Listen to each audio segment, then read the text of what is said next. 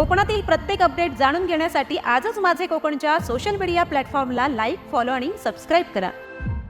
आता पाहूया सविस्तर वृत्त। मे महिना आणि त्यात सह्याद्रीच्या पर्वतरांगांवरती इंद्रधनुष्याचे दर्शन हे ऐकायला जरी विस्मयकारक वाटत असलं तरी याचं सजीव चित्र रविवारच्या सायंकाळी खेड तालुक्यातील गावकऱ्यांनी पाहिलंय। सायंकाळी दिवस मावळत असताना सुरू झालेल्या रिमझिम अवकाळी पावसात सह्याद्रीच्या खोऱ्यात इंद्रधनुष्याची रंगीबेरंगी कमान स्पष्ट दिसून आली। अनेकांनी आपल्या मोबाईलमध्ये या दुर्मिळ दृश्याचे फोटो आणि व्हिडिओ कैद केले।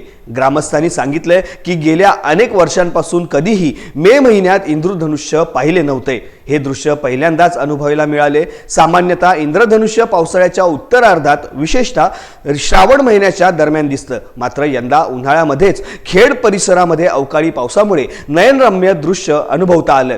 सह्याद्रीच्या रांगांमध्ये सुरू असलेला रिमझिम पाऊस आणि त्यात झळकत असलेले इंद्रधनुष्य निसर्गाच्या या अनपेक्षित भेटीने खेडकर मंत्रमुग्ध झालेत। हवामानातील या बदलामुळे अनेक तर्कवितर्क लढवले जात असतानाच निसर्गप्रेमींसाठी हे दृश्य मात्र एक अविस्मरणीय क्षण ठरले आहे।